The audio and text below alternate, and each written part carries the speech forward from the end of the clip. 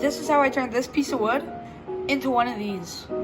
So step one is obviously just chasing out this shape.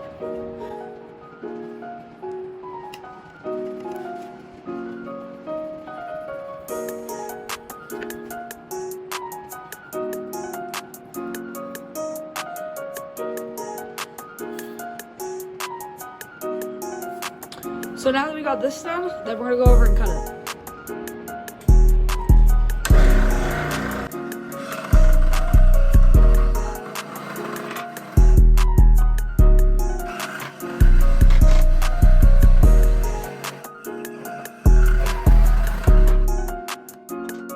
So now we got the basic shape of the crankbait out.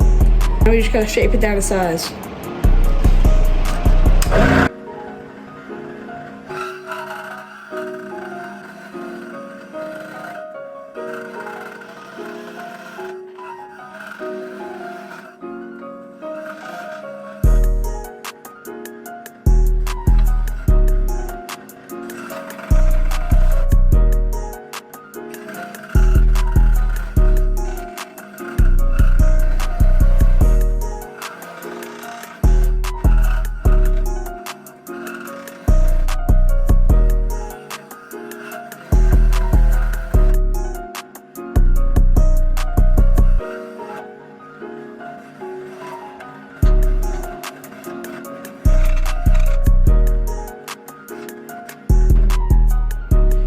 Now we got just the basic shape of a crankbait.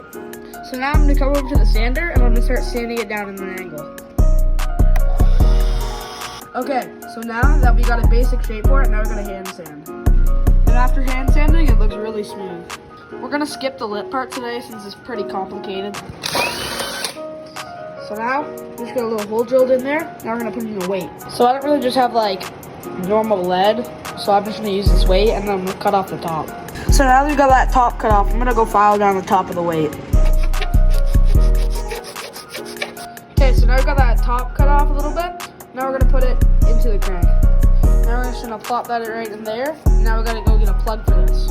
So now we're just gonna use a piece of scrap wood to drill out a plug.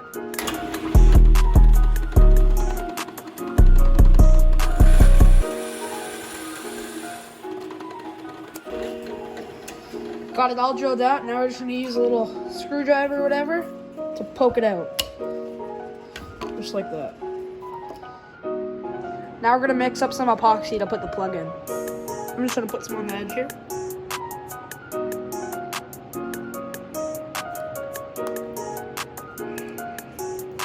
Now I'm just gonna mix the epoxy up until it turns out a white color.